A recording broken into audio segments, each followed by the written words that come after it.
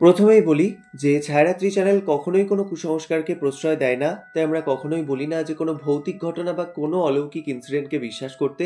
যারা বিশ্বাস করেন সেটা সম্পূর্ণই তাদের ব্যক্তিগত মতামত, এবং যারা বিশ্বাস করেন না তারা ঘটনাগুলিকে এন্টারটেনমেন্ট হিসেবেও নিতে পারেন।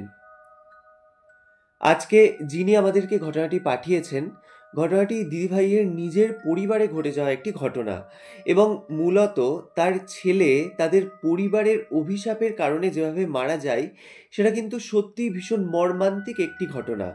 এবং শুধু তাই নয়, তারপর যে ভয়ানক ঘটনাগুলো তাদের পরিবারে একের পর এক দিনের পর দিন ঘটতে থাকে, এবং এই পুরো জিনিসটা ফেস করতেন কিন্তু দিদিভাই নিজেই। তো এক কথায় বলতে গেলে ভীষণই ভৌতিক একটি ঘটনা আজ আমি তোমাদের সাথে শেয়ার করতে চলেছি। তাই তোমাদের সকলকে বলবো যে তোমরা কেউ কোথাও যাবে না, একদম প্রথম থেকে শেষ পর্যন্ত আজকের এই পুরো এপিসোডটি তোমরা মন দিয়ে শোনো। আশা করছি তোমাদেরও কিন্তু আজকের এই ঘটনাটি শুনে ভীষণ ভয় লাগবে। এবং আরেকটি রিকোয়েস্ট তোমাদের সকলকে করব যে তোমরা তোমাদের আত্মীয় স্বজন বন্ধুবান্ধব প্রত্যেকের সাথে আজকের এই এপিসোডটি তোমরা শেয়ার করে নাও, তাহলে তারাও কিন্তু এরকম একটি ইউনিক ঘটনার সাক্ষী থাকতে পারবে। তো যাই হোক, বেশি কথা না বাড়িয়ে শুরু করছি আজকের এপিসোড নাম্বার 145। দিদিভাই যেভাবে আমাদের সাথে আজকে ঘটনাটি শেয়ার করে নিয়েছেন, ঠিক সেভাবেই আমি তোমাদের সামনে এই পুরো ঘটনাটি তুলে ধরার চেষ্টা করছি। আমার বিয়ে হয় 1995-এ, মানে আজ থেকে প্রায় অনেক বছর আগের কথা এটা। এবং আমার আদি শ্বশুরবাড়ি হচ্ছে পূর্ব বর্ধমানে। তো সেখানেই আমি বিয়ে হয়ে যাই।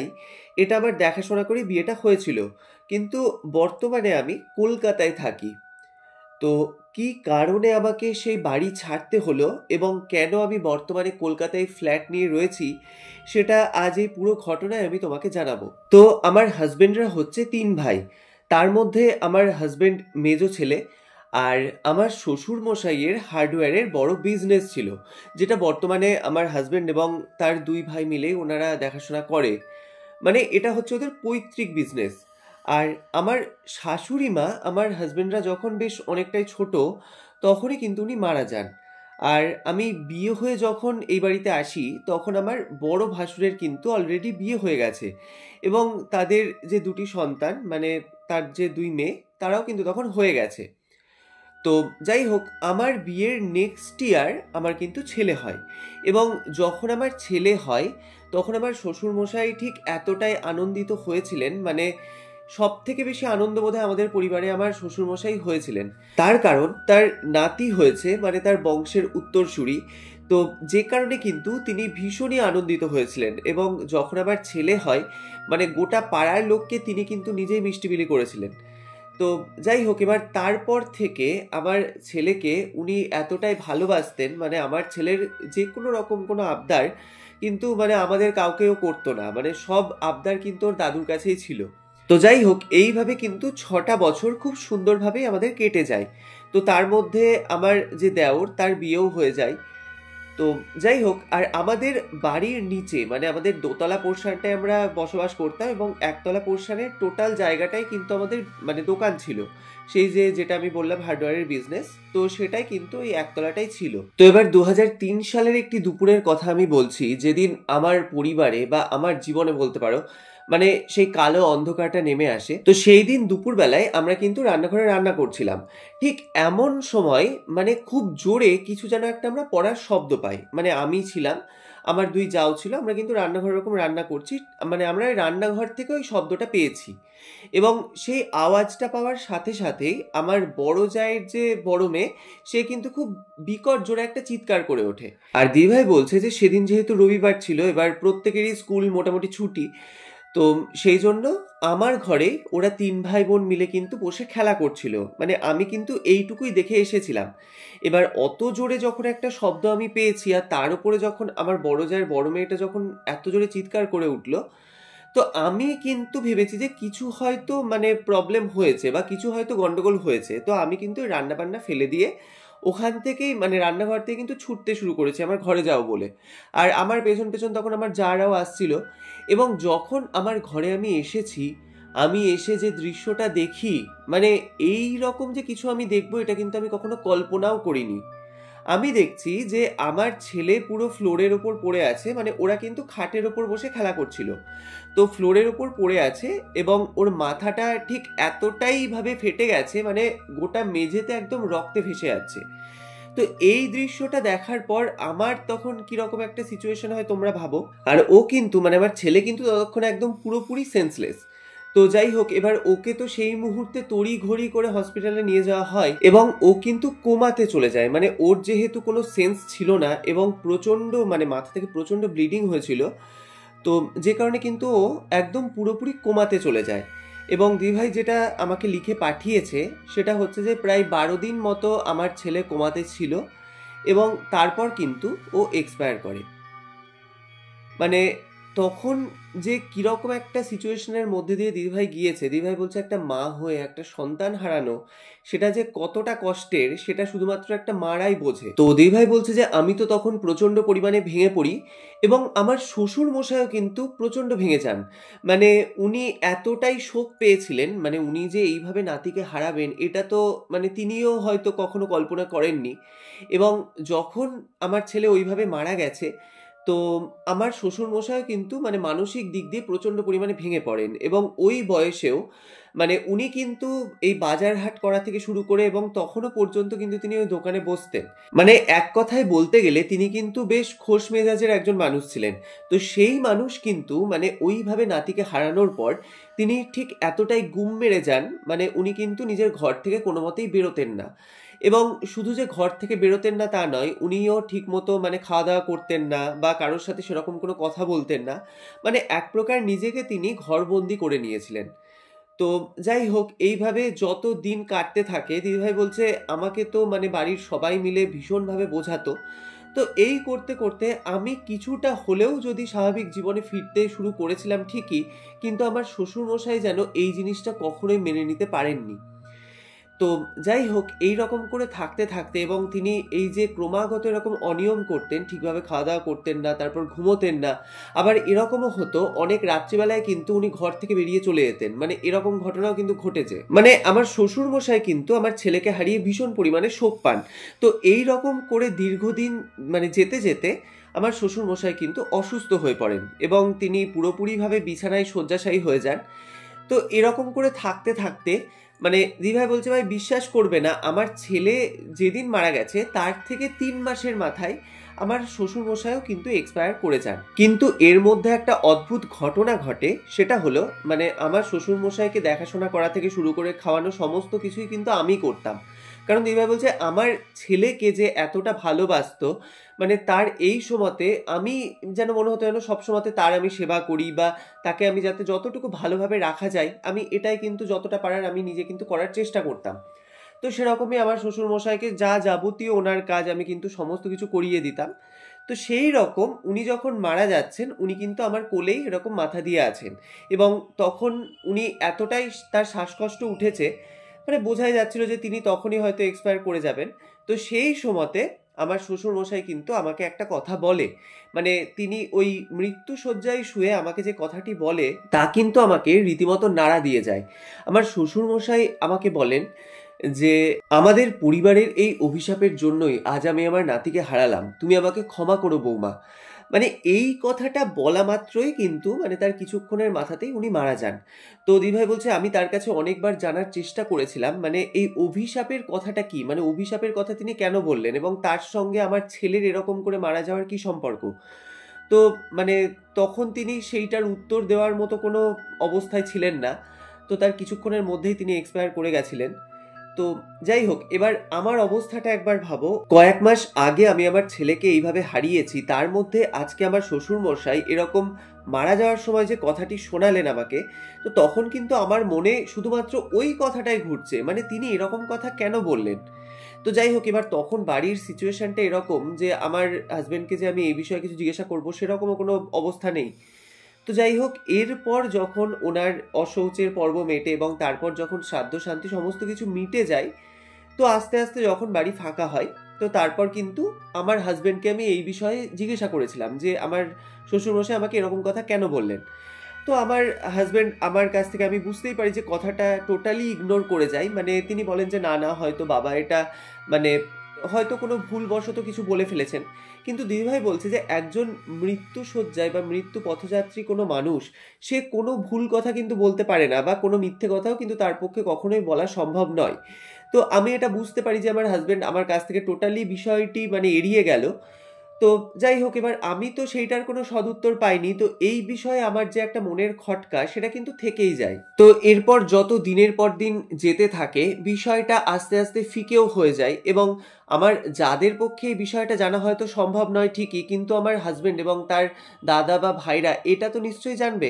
তো তাদের কাছ থেকে যখন আমি কোনো সদুত্তর পেতাম না, তো আমিও কিন্তু এক প্রকার মানে সেইটার কোনো উত্তর পাওয়ার আশা আমি ছেড়ে দিয়েছিলাম। কারণ একেই আমার তখন মানে মন মেজাজ এমনিতেই ভালো ছিল না, কারণ বাড়িতে পরপর এরকম দুর্ঘটনা ঘটে গিয়েছিল। তো যাই হোক, এবার আমি যখন ঘরের মধ্যে থাকতাম, যেহেতু ওই ঘরের মধ্যে আমার ছেলে ওরকমভাবে মারা গেছিল, এবং আমার ছেলেকে আমরা তো ওরকম ঘরের মধ্যে ঢুকে দেখেছিলাম যে ওরকম করে পড়ে আছে। তো আমি যখন আমার জায়ের মেয়েদেরকে জিজ্ঞাসা করেছিলাম যে ভাই এভাবে কি করে পড়ে গেল, তো তখন ওরা যেটা বলেছিল যে ওরা তো খাটের মধ্যে বসে খেলা করছিল, তো সেই সময়তে একটা বল কুড়োতে গিয়ে কিন্তু আমার ছেলে ওরকম মানে খাট থেকে পড়ে যায়। মানে এইটুকুই আর কি আমরা যতটুকু আর কি ওদের কাছ থেকে জানতে পারি।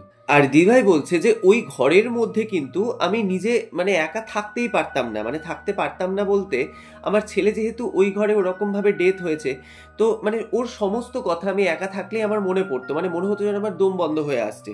তো যে কারণে আমি তখন নিজেই ভাবি যে এইভাবে তো ঘরের মধ্যে আমার বসে থাকলে চলবে না, আমি যেরকম আগে আবার যেরকম কাজ করতাম সেরকম ভাবে আমি কাজ করব। তো সেই ভেবে কিন্তু আমি আবার রান্নাঘরে যাওয়া শুরু করি, মানে যতটা পারতাম নিজেকে আমি কাজের মধ্যে ব্যস্ত রাখার চেষ্টা করতাম। তো এইভাবে যত দিন যেতে থাকে, বিষয়টা তো আগের থেকে একটু থিতিয়ে যেতে থাকে। তো আমি কিন্তু আস্তে আস্তে আবার একটু স্বাভাবিক জীবনে ফিরছিলাম। তো এরকম করতে করতে এবার আমার কি হতো, যেটা হচ্ছে দুপুরবেলায় খাওয়া দাওয়া করে আমরা কিন্তু যে যার মতো নিজের ঘরে গিয়ে বিশ্রাম নিতাম। আর আমার হাজবেন্ড যেহেতু তখন মানে দোকানে থাকতো, আর দুপুরে যখন ও খেতে আসতো তখন কিন্তু ঘরে আসতো। তো আমি গিয়ে তারপর ওকে খেতে দিতাম। তো এরকম একদিন দুপুরবেলাতে আমি কিন্তু আমার ঘরের মধ্যে শুয়ে আছি। তো আমাদের খাওয়া দাওয়া হয়ে গেছে, যেহেতু আমাদের হাজবেন্ডরা যখন মানে খেতে আসতো ওদের কিন্তু প্রায় বিকেল হয়ে যেত। তো সেই জন্য আমরা কিন্তু যারা আর কি আমরা যারা ছিলাম, আমরা কিন্তু খেয়ে নিতাম। তো সেরকম আমি খেয়ে দেয়ে আমার ঘরের মধ্যে শুয়ে আছি, আমার ঘরের দরজাটা কিন্তু ভেজানো অবস্থায় আছে। আর আমি তখন ওই হালকা তন্দ্রাচ্ছন্ন অবস্থায় আমার বিছানায় আমি শুয়ে আছি। ঠিক এমন সময়তে মানে আমি কিন্তু ওটা পুরো একদম ভিজিবল করছি, মানে ওটা একটা আমার স্বপ্ন ছিল ঠিকই, কিন্তু মনে হচ্ছে যেন আমি একদম আমার চোখের সামনে আমি জিনিসটা দেখতে পাচ্ছি। তো আমি যেটা দেখছি সেটা হচ্ছে যে আমার ঘরের মধ্যে ওই আমার যে খাট, সেই খাটের ওপরে ওরা তিন ভাই বোন মিলে বসে খেলা করছে, মানে আমার ছেলে এবং আমার দুই মানে জায়ের দুই মেয়ে। তো তারা তিনজন বসে খেলা করছে, এবং একটা কমলা রঙের প্লাস্টিকের বল, তো সেই বলটা কিন্তু ওদের খেলতে খেলতে কোনোভাবে মানে বিছানা থেকে গড়িয়ে খাটের তলে ঢুকে যায়, এবং আমার ছেলে ওটাকে মানে খাট থেকে বসে বসে কুড়োতে গিয়ে ওই খাট থেকে কিন্তু ও মাটিতে পড়ে যায়, এবং পড়ে যাওয়ার পর ওর মাথা থেকে ওরকম করে ব্লিডিং হতে শুরু করে, এবং ও কিন্তু সেন্সলেস হয়ে যায়। মানে এই দৃশ্যটা মনে হচ্ছে যেন একদম ছবির মতো আমার চোখের সামনে একদম ফুটে ওঠে। দিদিভাই বলছে এতদিন হয়ে গেছে, মানে আমার শ্বশুরমশাইও মারা যাওয়া তখন প্রায় ওই ১-১.৫ মাস মতো হয়ে গেছে। তো তারপর এরকম একটা স্বপ্ন, তাও যে আমি খুব ডিপ ঘুমের মধ্যে ছিলাম তাও নয় বিষয়টা। মানে এরকম একটা আধা ঘুমের মধ্যে আমি যে স্বপ্নটা দেখি, মানে তখন কিন্তু আমার শরীরে ভীষণ অস্বস্তি হতে শুরু করে, এবং যে মুহূর্তে ওই স্বপ্নটা দেখা আমার শেষ হয়েছে, উইদিন সেকেন্ডের মধ্যে আমি পুরো একদম শুনতে পাচ্ছি, মনে হচ্ছে যেন ঠিক আমার যে খাটের উপর আমি শুয়ে আছি, সেই খাটের তলাতে ওই ফ্লোরের ওপরে কেউ যেন একটা প্লাস্টিকের বল ক্রমাগত যেন ৩-৪টে করে ড্রপ দিচ্ছে, মানে ৩-৪ বার ওরকম ড্রপ দিচ্ছে, আবার ওরকম আওয়াজটা বন্ধ হয়ে যাচ্ছে, আবার কিন্তু ওরকম আওয়াজটা হচ্ছে। মানে এই আওয়াজটা কিন্তু আমি ওই আধা ঘুমন্ত অবস্থাতে পেতে শুরু করি, এবং যে মুহূর্তে আমি ওই শব্দটা পাই আমার কিন্তু সঙ্গে সঙ্গে চোখটা খুলে যায়। মানে তখন কিন্তু আমি একদম পুরোপুরিভাবে সজাগ হয়ে গেছি, এবং তখনও পর্যন্ত আমি কিন্তু একদম স্পষ্ট শুনতে পাচ্ছি, মনে হচ্ছে যেন আমার খাটের নিচে ওরকম ওই প্লাস্টিকের বল যেরকম মাটিতে ঠুকলে যে শব্দটা হয়, ওই শব্দ কিন্তু আমি তখন একদম পাচ্ছি। এবার এটা তো কখনোই আমার স্বপ্ন হতে পারে না, কারণ তখন আমি একদম তাকিয়ে আছি, আমার একদম তখন ঘুম ভেঙে গেছে। তো এই শব্দটা যখন আমি পাচ্ছি, আর এটা তো কখনোই হওয়া সম্ভব নয়, তার কারণ হচ্ছে আমার ছেলে ওরকম করে মারা যাওয়ার পর ওর যা যাবতীয় খেলার জিনিস থেকে শুরু করে ওর মানে ও যেগুলো ব্যবহার করতো সব কিন্তু ফেলে দেওয়া হয়েছিল। তো সেখানে এরকম একটা বল মেঝেতে ঠোকার শব্দ, এটা তো কখনোই হওয়া সম্ভব নয়। তো দিদিভাই বলছে আমার তখন মানে কেন জানি না মনের মধ্যে অজানা একটা ভয় কাজ করতে শুরু করে। মানে আমি ওই বিছানায় শুয়ে আছি, মানে ফুল স্পিডে ফ্যান চলছে সিলিংয়ে, তো তাও যেন মনে হচ্ছে আমি ক্রমাগত ঘেমেই চলেছি। আর আওয়াজটা ঠিক এরকম হচ্ছে, মনে হচ্ছে যেন ওই বলটাকে নিয়ে বসে ওই খাটের নিচে কেউ যেন খেলছে, মানে যেরকম বাচ্চারা হয় না যে বলটা হয়তো মেঝের মধ্যে ড্রপ করছে, আবার ওটাকে ধরে নিচ্ছে, আবার ড্রপ করছে, শব্দটা কিন্তু ঠিক সেম ওরকম। তো দিদিভাই বলছে আমার কিন্তু তখন মনের মধ্যে একটা কৌতূহল জাগে। তো তখন আমি কি করি, মানে আমি কিন্তু ওই খাটে বসে থাকা অবস্থাতেই মানে মাথাটাকে নিচু করে খাটের তলটা দেখার চেষ্টা করি, মানে যে শব্দটা আমি পাচ্ছিলাম আদৌ ওখানে কোনো বলটল আছে কিনা। দিদিভাই বলছে মানে ঘরের দরজা তো বন্ধ, মানে কিছুটা আলো ঘরের মধ্যে তখন ঢুকে মোটামুটি কিন্তু ঘরটা পুরো একদম দেখা যাচ্ছে। তো আমি যখন ওই খাটে বসে মাথাটাকে নিচু করেছি খাটের তলটাকে দেখবো বলে, আমি ওই আলো আঁধারির মধ্যে দেখতে পাই যে একটা কমলা রঙের প্লাস্টিকের বল তখনও পর্যন্ত ওই মেঝেতে পড়ে আছে এবং হালকা কিন্তু দুলছে। মানে মনে হচ্ছে যেন রিসেন্ট ওই বলটাকে নিয়ে কেউ যেন খেলা করছিল, বা ওই বলটা যেন কেউ ধরেছিল। এবার এইটা দেখার পর দিদিভাই বলছে আমি তখন এতটা পরিমাণে ভয় পেয়ে যাই, আমি কিন্তু বিছানা থেকে একদম লাফিয়ে মানে ঘর থেকে ছুটে কিন্তু বারান্দায় বেরিয়ে যাই। এবং যে মুহূর্তে আমি বারান্দায় বেরিয়েছি, আর তখন তো একদম মানে দুপুরবেলা, তো আমার জায়রাও যে যার মতো নিজের ঘরে আছে, মানে চারিদিকটা একদম পুরো কিন্তু নিস্তব্ধ। এবার এই অবস্থাতে আমি যখন বারান্দায় বেরিয়ে এসেছি, আমি কিন্তু তখন একদম জোরে জোরে নিঃশ্বাস নিচ্ছি, মানে তখন আমি এতটাই হাইপার হয়ে গেছিলাম, মানে আমার কিন্তু তখন মানে রীতিমতো একদম শরীর খারাপ করছে। মানে এটা আমি কি দেখলাম, ওই যে কমলা রঙের বলটা যেটা আমি ওরকম খাটের নিচে দেখেছিলাম, ওই বলটাকে নিয়েই কিন্তু আমি কয়েক মুহূর্ত আগে একটা স্বপ্ন দেখেছি, যেটা কিন্তু মানে একটা আধা ঘুমন্ত অবস্থাতে ওই স্বপ্নটা আমি দেখেছিলাম। এবং আরেকটা কথা যেটা হলো যে আমার ছেলের যা যাবতীয় খেলনাপত্র, সেগুলো তো আমি সমস্ত কিছু ফেলে দেওয়া হয়েছে। তাহলে এই বলটা কোত্থেকে এলো, মানে এই খাটের তলে এই বলটা থাকে, এটা তো কখনোই পসিবল নয়। তো আমি তখন ভাবি যে তাহলে কি আমি এই যে একটা স্বপ্ন দেখেছিলাম, যে কারণে হয়তো এই বিষয়টাকে আমি হ্যালোসিনেট করেছি, এটাও তো হতে পারে। তো এই ভেবে কিন্তু আমার আবার ইচ্ছে হয় যে আমি খাটের তলটা আরেকবার দেখবো ভালো করে, মানে আদৌ ওখানে সত্যি কোনো বল আছে নাকি এটা আমার কোনো মনের ভুল ছিল। তো এই ভেবে দিদিভাই বলছে আমি ঘরের দরজাটা খুলে রেখে ঘরের লাইটটাকে অন করে কিন্তু আবার ওই খাটের তলটাকে দেখি। এবং যে মুহূর্তে আমি খাটের তলটা সেকেন্ড টাইমের জন্য দেখেছি, ওখানে কিন্তু দেখি ওখানে আর কোনো রকম কোনো বলটল কিচ্ছু রাখা নেই, মানে একদম খাটের তলটা পরিষ্কার। এবার তখন কিন্তু কিছুক্ষণ আগে ঘটে যাওয়া আমার সাথে সেই ঘটনার সাথে এই এখন যেটা আমি দেখছি যে খাটের তলটা একদম পুরো ফাঁকা, এই জিনিসটা যেন আমি কোনোভাবে রিলেট করতে পারছি না। মানে আমার তখন মনে হচ্ছে তাহলে কি আমি ওটা ঘুমের ঘোরে দেখেছিলাম, মানে তখন আমি ভাবি তাহলে হয়তো এটা আমার কোনো মনের ভুল ছিল। তো এই ভেবে আমি কিন্তু বিষয়টিতে অতটাও গ্রাহ্য না করে আবার আস্তে আস্তে গিয়ে কিন্তু আমি বিছানাতে বসি, এবং তখন ওই ঘরের দরজা খোলাই ছিল। আর আমার কিন্তু মনে তখনও একটা যেন অজানা ভয় কাজ করছে, মানে আমার শুধু এটাই মনে হচ্ছে যে আমি ওই স্বপ্নটাই বা কেন দেখলাম, এবং এই স্বপ্নটা দেখার পরে পরেই এরকম একটা বল আমি খাটের তলে দেখেছিলাম। তো মানে পুরো বিষয়টাই যেন আমার কাছে কেমন যেন একটা গুলিয়ে যেতে থাকে। তো যাই হোক, এবার এই সম্পর্কে আমি আর বাড়ির কাউকে সেই বিষয় নিয়ে তখন কিছু বলি না। তো যাই হোক, এইভাবে কিন্তু আরো বেশ কয়েকটা দিন কেটে যায়। তো এরপর আরেক দিনের কথা আমি বলছি, সেদিন দুপুরবেলাতেও আমি ওরকম আবার ওই ঘরের মধ্যে শুয়ে আছি, এবং ঘরে শুয়েছিলাম ঠিকই, তো আমার চোখটা বন্ধ করে কিন্তু আমি বিছানাতে শুয়েছিলাম, মানে আমি ঘুমোইনি। তো এই অবস্থাতে আমি হঠাৎ বুঝতে পারছি, মানে ঘরের যে ঘরটায় আমি শুয়ে আছি আমার ঘরে, তো ঘরের দরজা তো ওরকম মানে ভেজানো অবস্থায় ছিল। তো দরজাটা যেন কেউ যেন খুললো, মানে দরজাটা যেন ক্যাচ ক্যাচ শব্দ করে খুলে গেল। এবং ওই যে বারান্দাতে তখনও একদম পুরো দুপুরবেলা, মানে একদম খটখটে রোদ, তো ওই বারান্দা থেকে আলোটা ঘরের মধ্যে যে ঢুকছে, এবার দেখবে যে চোখ বন্ধ থাকলেও তুমি যদি কোনো একটা অন্ধকার ঘরের মধ্যে থাকো, তুমি যদি না ঘুমো তাহলে দেখবে যে একটা যদি কোনো আলো তোমার ঘরের মধ্যে জ্বলে, বা হয়তো বাইরে থেকে কোনো যদি একটা তীব্র আলো পড়ে ঘরের মধ্যে, তুমি কিন্তু জিনিসটা বুঝতে পারবে। তো দিদিভাই বলছে আমিও ওরকম কিন্তু চোখ বন্ধ অবস্থায় থাকা সত্ত্বেও মানে আমি বুঝতে পারি যে দরজার ওই দিক থেকে যেন আলোটা ঘরের মধ্যে পড়লো। এবার আমি তখন ভেবেছি যে আমার হাজবেন্ড যেরকম দুপুরবেলায় খেতে আসে, তো ও হয়তো ওরকম এসেছে খেতে। তো তো আমি কিন্তু আর মানে চোখ খুলে তাকাইনি, মানে আমি জানি যে আমার হাজব্যান্ড মানে মুখ চোখ ধুয়ে এসে তারপর আমাকে আবার ডাকবে খেতে দেওয়ার জন্য। তো আমি কিন্তু ওরকম অবস্থাতে শুয়ে আছি। তো বেশ কিছুক্ষণ হয়ে গেছে, মানে প্রায় 10-15 মিনিট ওরকম হয়ে গেছে, মানে তাও দেখছি যে আমার হাজব্যান্ড আমাকে ডাকছে না, বা ওই যে দরজাটা খুলে গেছে তারপর কারোর কোনো আমি গলার আওয়াজ বা শব্দ কিছু পাচ্ছি না। এবার বেশ কিছুক্ষণ যখন হয়ে গেছে আমি দেখছি যে আমার হাজব্যান্ডের কোনো আমি রেসপন্স পাচ্ছি না। তো তখন আমার কিন্তু মনের মধ্যে একটা কেমন যেন খটকা লাগে যে কি ব্যাপার, এত দেরি তোর হয় না হাত মুখ ধুতে? তো আমি কিন্তু তখন ওই চোখ বন্ধ অবস্থাতেই আমার হাজব্যান্ডকে উদ্দেশ্য করে আমি বলি, কি গো তোমার হয়েছে? এবার এইটা বলার পরেও আমি দেখছি আমার হাজব্যান্ডের কোনো যেন উত্তর নেই, কিন্তু তখনও পর্যন্ত আমি বুঝতে পারছি যে ঘরের দরজা কিন্তু ওরকম খোলাই আছে। তো এরপর আবার যখন আমি আমার হাজব্যান্ডকে উদ্দেশ্য করে একই কথা বলি, তো তাও দেখছি আমার হাজব্যান্ডের কিন্তু কোনো রকমের কোনো উত্তর নেই।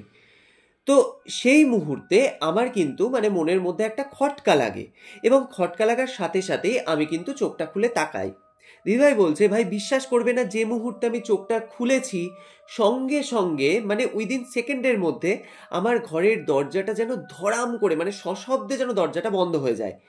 এবার ওই দরজা মানে আগেকার দিনের যেহেতু আমার শ্বশুর বাড়িটা ছিল, এবার সেই সমস্ত বাড়ির দরজা জানলাগুলো ঠিক কতটা ভারী হয় তোমরা তো প্রত্যেকেই জানো। তো সেই দরজা জানলা তো কখনোই হাওয়াতে ওরকম করে বন্ধ হয়ে যাওয়া কখনোই সম্ভব নয়। তো আমার কিন্তু তখন মারাত্মক পরিমাণে ভয় লাগে, মানে আমি ভাবি যে এরকম করে দরজাটাকে তাহলে কে বন্ধ করলো।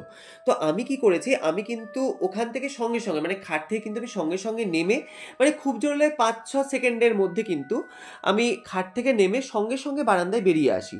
এবং যে মুহূর্তে আমি বারান্দায় বেরিয়ে এসেছি আমি কিন্তু দেখার চেষ্টা করি যে মানে ঘরের মধ্যে কে ছিল, এরকম করে দরজাটা কে বন্ধ করলো।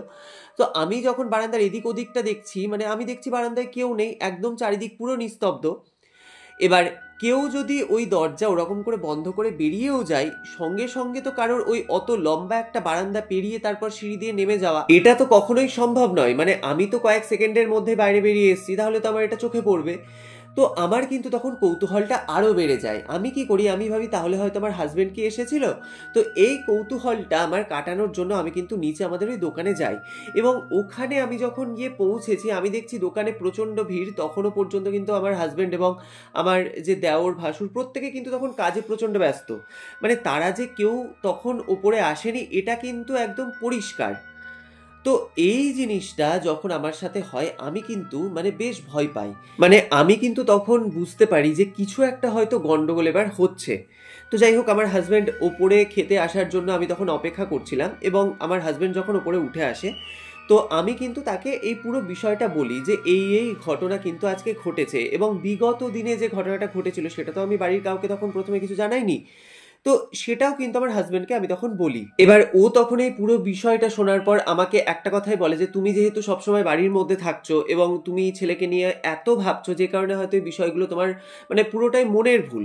এবার দিদিভাই বলছে, আমার ছেলেকে নিয়ে আমি ভাবতাম ঠিকই, এবং আমার মাথায় এই বিষয় নিয়ে যতটা ভাবনা কম আসে সেই কারণে আমি যতটা পারতাম নিজেকে কাজের মধ্যেই ব্যস্ত রাখতাম। কিন্তু আমি তো কখনো এই সব জিনিস ভাবিনি যে আমার ছেলে আমার কাছে এরকম আত্মা হিসেবে বা ভূত হিসেবে ফিরে আসবে। এটা তো আমি কখনোই ভাবিনি। ওকে নিয়ে ওকে ভেবে আমি মন খারাপ করতাম, এটা সত্যি কথা। কিন্তু এরকম যে কিছু ঘটতে পারে, এরকম যে কিছু একটা ধারণা করা, এটা তো আমার মাথাতে কখনোই আসেনি। তো আমার হাজবেন্ড তখন আমাকে একটা কথাই বলে যে তোমার বাইরে কোথাও থেকে ঘুরে আসা প্রয়োজন। তো তখন দিভাই বলছে, আমার কেন জানি না মানে বারবার মনে হচ্ছিল যে আমি যদি কোনো মানে দেবতার স্থানে বা দেবস্থানে যদি আমি ঘুরে আসতে পারি তাহলে হয়তো আমার মনে একটা প্রশান্তি মিলবে। তো এই ভেবে আমার হাজবেন্ডকে আমি বলি যে দক্ষিণেশ্বর যে কালী মন্দির, তো সেখানে আমি যাব। তো এই বলে মানে আমাদের পরিবারের সবাই মিলেই কিন্তু আমরা একটা গাড়ি ভাড়া করে আমরা কিন্তু চলে যাই দক্ষিণেশ্বর মন্দির। এবং সেখানে গিয়ে আমরা তো পুজো দিতে পারবো না, যেহেতু আমাদের 1 বছর হয়নি, মানে কালসৎ চলছিল আমাদের। তো সেই জন্য কিন্তু মানে আমরা পুজোটা দিইনি, কিন্তু মায়ের মন্দিরে গিয়ে আমরা মাকে কিন্তু দর্শন করি। এবং তখন কেন জানি না মানে মাকে দেখে আমার মনের মধ্যে এতটাই ফিল আসছিল, মানে আমি কিন্তু তখন মায়ের দিকে তাকিয়ে প্রচণ্ডই কাঁদতে শুরু করি। এবং আমি মাকে বলছি যে কেন তুমি আমার সন্তানকে এইভাবে আমার কাছ থেকে এই সময় কেড়ে নিলে, মানে যেরকম হয় আর কি, মানে মায়ের কাছে আমার সমস্ত কথাই আর কি আমি বলি। তো এরপর কিন্তু মানে রাত্রের দিকে আবার আমরা বাড়ি ফিরে আসি। এবার সেই দিন ওরকম মানে সবাই যেহেতু খুবই ক্লান্ত ছিলাম আমরা, তো সেই জন্য কিন্তু সবাই আমরা তাড়াতাড়ি খাওয়া দাওয়া করে শুয়ে পড়ি। এবার সেদিন রাত্রে কিন্তু একটি অদ্ভুত ঘটনা আমার সাথে ঘটে যায়। সেটা হলো, আমরা প্রত্যেকেই যে যার মতো রকম ঘুমিয়ে আছি, আর তখন কিন্তু বেশ অনেকটাই রাত্রি। এবার আমি ওই ঘুমের মধ্যে একটা কিন্তু স্বপ্ন দেখি। সেই স্বপ্নটা ঠিক এরকম যে আমি দেখছি যে আমার ছেলে কিন্তু আমার সামনে দাঁড়িয়ে আছে এবং ও কিন্তু প্রচণ্ড কাঁদছে। মানে ও এতটাই কাঁদছে, ও কিন্তু কিছু বলতে পারছে না, মানে শুধু কেঁদেই যাচ্ছে। তো দিদিভাই বলছে আমি কিন্তু ওই স্বপ্নের মধ্যেই ওকে প্রশ্ন করছি যে তুই কাঁদছিস কেন, তোর কি হয়েছে? এবার আমি ওকে যতবার প্রশ্ন করছি আমার ছেলে কিন্তু কোনো উত্তরই আমাকে দিচ্ছে না, ও শুধু কেঁদেই যাচ্ছে। তো এই করতে করতে দিদিভাই বলছে আমি যেন কেমন একটা ব্যাকুল হয়ে গেছি, কারণ আমার ছেলেকে আমি এতদিন পর এইরকম করে দেখছি, তার উপরে ও এরকমভাবে কাঁদছে। তো আমি ওকে কিন্তু বারবার ওরকমভাবে প্রশ্ন করেই যাচ্ছি। তো এরপর কিন্তু আমার ছেলে আমাকে ধীরে ধীরে উত্তর দেয়। ও বলছে যে মা, আমার তো খুব কষ্ট হচ্ছে, আমি তো তোমাকে ছেড়ে কখনোই যেতে চাইনি, কিন্তু এই পরিবারের অভিশাপের কারণে আমাকে তোমাকে ছেড়ে কিন্তু যেতে হয়েছে, আমার খুব কষ্ট হচ্ছে মা।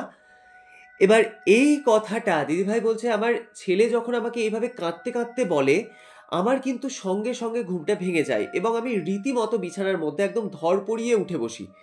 এবার আমি উঠে বসেছি এবং উঠে বসে যখন দেখছি যে গোটা ঘরটা পুরো অন্ধকার এবং এটা আমার একদম পুরো স্বপ্ন ছিল, মানে আমি তো তখনও পর্যন্ত বুঝতে পারছিলাম না যে এটা আমি স্বপ্ন দেখছিলাম। এটা আমি মানে কিছুক্ষণ আগে মুহূর্ত পর্যন্ত আমি ভেবেছি যে এটা হয়তো সত্যি আমার সাথে ঘটছে, এবং যখন আমি দেখি যে এটা আমি কোনো স্বপ্ন দেখছিলাম, এবার আমি কিন্তু তখন নিজেই প্রচণ্ড কাঁদতে শুরু করি। এবার আমার কান্নার শব্দতে কিন্তু আমার হাজব্যান্ডের ঘুমটা ভেঙে যায় এবং ও যখন ঘুম থেকে উঠে দেখছে যে আমি এরকম বিছানায় বসে কাঁদছি, তো তখন আমাকে ন্যাচারালি জিজ্ঞাসা করছে যে কি হয়েছে, তুমি এরকম কাঁদছো কেন? তো দিদিভাই বলছে আমি কিছু বলার আগে আমি একটা কিন্তু ওকে প্রশ্ন করি। আমি ওকে বলি যে আচ্ছা, এই যে অভিশাপের বিষয়টা যেটা আমাকে আমার শ্বশুরমশাই বলেছিলেন, এই অভিশাপের বিষয়টা কি, তুমি আমাকে কিন্তু খোলসা করে বলো। তো আমার হাজবেন্ড দেখি মানে এই কথাটা শুনে কিন্তু মানে রীতিমতো একদম চুপ হয়ে যায়, মানে ও কিন্তু আমাকে আর কোনো কথাই বলছে না। তো তখন আমি যে স্বপ্নটা কিছুক্ষণ আগে দেখেছিলাম, ওই স্বপ্নের কথা কিন্তু আমার হাজবেন্ডকে আমি জানাই যে আমি আমার ছেলেকে এরকম স্বপ্নে দেখেছি, এবং ও কিন্তু এসে আমাকে এটাই জানাতে চাইছিল যে একটা অভিশাপের কারণে কিন্তু ওকে আমাকে ছেড়ে চলে যেতে হয়েছে। তো তাও আমার হাজবেন্ড কিছুই মানে বলতে চাইছে না, মানে আমি বুঝতে পারছি যে ও আমাকে টোটালি অ্যাভয়েড করছে। তো এরপর মানে আমি কিন্তু তখন একদম নাছোড়বান্দা ছিলাম যে আমার হাজবেন্ডের কাছ থেকে আমি বিষয়টা জেনেই ছাড়বো, কারণ আমার এটা মনেই হচ্ছিল যে আমার হাজবেন্ড হয়তো এই বিষয়ে কিছু জানে। তো এরপর বেশ জোরাজুরি করার পর আমার হাজবেন্ড কিন্তু একটা কথা আমাকে বলে, যেটা শোনার পর আমি কিন্তু বেশ অবাক হয়ে গিয়েছিলাম। ও বলছে যে আমরা তখন বেশ অনেকটাই ছোট, মানে আমার হাজবেন্ডরা কিন্তু বেশ অনেকটাই তখন ছোট, আর আমাদের ওই যে হার্ডওয়্যারের বিজনেসটা ওটা কিন্তু আমার শ্বশুরমশাই তখন চালাতেন। তো এবার আমাদের বাড়ির সিস্টেমটা কিরকম আমি বলে দিচ্ছি, মানে দোকানের পাশেই হচ্ছে, মানে একদম রাস্তা থেকেই ওপেন আমাদের সিঁড়ি। এবার সিঁড়ির কাছে আমাদের তখন কোনো কোলাপসিবলের গেট ছিল না, মানে এখন ওই মানে সিঁড়িটাকে টোটালি বন্ধ করে দেওয়া হয়েছিল ওই ইনসিডেন্টটা ঘটার পর। মানে আমাদের কিন্তু একদম দোতলায় উঠে যাওয়ার পর ওখানে একটা দরজা থাকতো, মানে এই সিঁড়ি দিয়ে কিন্তু যে কেউ ওই দোতলা পর্যন্ত উঠে যেতে পারতো। এবার দোতলার যদি দরজাটা বন্ধ করা থাকতো তাহলে কিন্তু ভেতরে কেউ ঢুকতে পারবে না, মানে এরকম একটা সিস্টেম। মানে এটা কিন্তু আগে ছিল। তো তখন আমার শাশুড়ি মা ওরকম রান্নাঘরে রান্না করছিলেন একদিন দুপুরবেলায়। তো হঠাৎ করে উনি দেখেন মানে ওনার মানে উনি যেরকম করে রান্নাঘরে দাঁড়িয়ে রান্না করছেন, ওনার পেছনে একটা এরকম শ্যাডো পড়ছে। তো উনি যখন পেছন ঘুরে তাকিয়েছেন, উনি তাকিয়ে দেখছেন যে একজন ভিখারি মহিলা উনি আমার শাশুড়ি মায়ের ঠিক পেছনে দাঁড়িয়ে আছেন। এবার আমার শাশুড়ি মা যখন পেছন ঘুরে তাকিয়েছেন, উনি রীতিমতো একদম থতমত খেয়ে গেছেন এরকম একজন অপরিচিত মহিলাকে দেখে। তো উনি মানে কিছু শোনার আগে উনি কিন্তু একদম মানে তাকে বলেন যে এই তুমি ওপরে কি করে উঠে এলে, তুমি নিচে যাও। এবার ওই যে সেই ভিখারি মহিলাটি উনি কিন্তু বারবার করে রিকোয়েস্ট করতে থাকেন আমার শাশুড়ি মাকে যে ওনার ছেলে ভীষণই অসুস্থ, তো যে কারণে উনি সাহায্যের জন্য ওপরে এসেছেন। এবার আমার শাশুড়ি মা তখন ন্যাচারালি উনি যেহেতু একটু আগেকার দিনের মানুষ ছিলেন, এবার তারা কি হতো মানে সেরকম তো বাড়ির বাইরে বেরোতেন না, তো এরকম অপরিচিত মহিলাকে দেখে আমার শাশুড়ি মা কিন্তু ভয় পেয়ে যান এবং উনি ওনার কোনো কথাই উনি শুনতে চান না। মানে আমার শাশুড়িমা কিন্তু ওনাকে যেভাবেই হোক ওপর থেকে কিন্তু তাড়িয়ে দেন, এবং যখন উনি তাড়িয়ে দিচ্ছিলেন সেই ভিখারি মহিলাটি কিন্তু আমার শাশুড়ি মাকে উদ্দেশ্য করে একটি অভিশাপ দেন। তিনি এটা বলেন যে তুই আমার ছেলের বিপদের সময় আমাকে সাহায্য করলি না তো, এবার আমার ছেলের যদি কিছু হয়ে যায় তোর বংশও কিন্তু নির্বংশ হবে। তো এই কথাটা বলে কিন্তু সেই ভিখারি মহিলাটি ওই ওপর থেকে কিন্তু তিনি চলে যান, এবং এইটা যখন উনি বলে যান, তো এটা কিন্তু আমার শাশুড়ি মার মনের মধ্যে কিন্তু কথাটা খুব লেগে যায় এবং তিনি তারপর থেকে এটা নিয়ে ভীষণ গিল্টি ফিল করতে শুরু করেন এবং তিনি তখন এটাও ভাবেন যে সত্যিই হয়তো সেই মহিলার কোনো খারাপ উদ্দেশ্য ছিল না, তিনি হয়তো সত্যি সাহায্য চাইতে এসেছিলেন। তো এই ভেবে আমার শাশুড়ি মা কিন্তু সঙ্গে সঙ্গে মানে ওই কয়েক মুহূর্তের মধ্যে কিন্তু তিনি আবার নিচে নেমে যান এবং সেই মহিলাকে খুঁজতে থাকেন, কিন্তু চারিদিকে খুঁজেও তিনি কিন্তু মানে সেই মহিলাকে আর পান না। তো তারপর এবার ওরকম একটা অভিশাপ দিয়ে দিয়েছে, তো যেটা আর কি আমার শাশুড়িমার মনে কিন্তু খুব মানে ভীষণ বাজেভাবে এফেক্ট করে। তো তিনি কিন্তু সবসময় এটা নিয়েই ভাবতেন এবং এই বিষয়টা নিয়ে কিন্তু তিনি বেশ ভয়ে ভয়ে থাকতেন এবং বাড়ির সবাই আমার শাশুড়িমাকে বোঝালেও মানে সবাই বলতো যে তুমি এটা নিয়ে এতটা চিন্তা করো না। তো এটা হয়তো মানে সেই যে ভিখারি মহিলাটি সে হয়তো রাগের মাথায় এই কথাটি বলেছে এবং তুমি তো তাকে সাহায্য করবে না বলে যে তাড়িয়ে দিয়েছো তা তো নয়, মানে তুমি জিনিসটা ভয় পেয়ে অতটা বুঝতে না পেরে তুমি তাকে তাড়িয়ে দিয়েছো, মানে এটা নিয়ে হয়তো ভাবার দরকার নেই। কিন্তু আমার শাশুড়ি মা মানে কোনোভাবেই যেন ওই কথাটা মাথা থেকে বের করতে পারছিলেন না।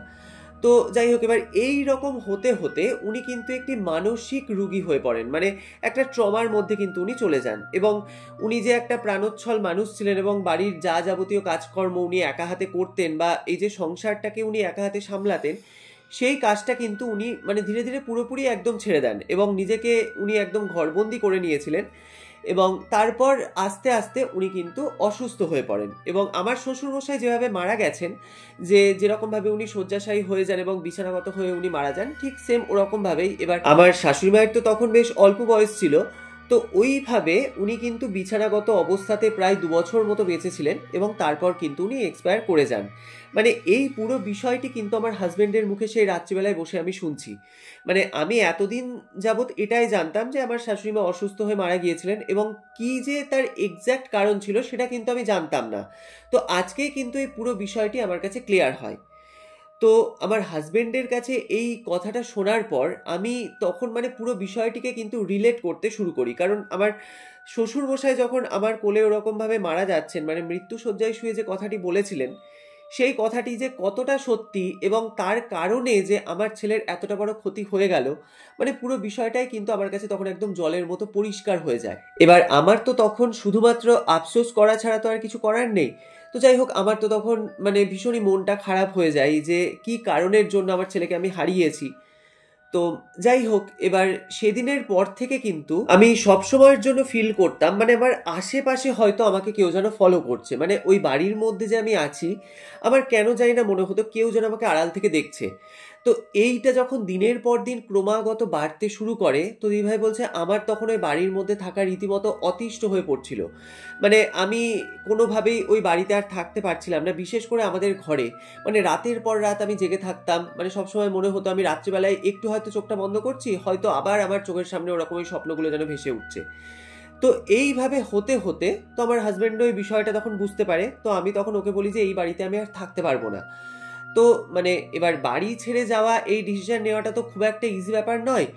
তো তখন কি হয়, আমার বাপের বাড়ি যেহেতু কলকাতায়, তো আমার বাবা তখন আমাদের বাপের বাড়ির কাছাকাছি একটি ফ্ল্যাট আমাদেরকে দেখে দেয়।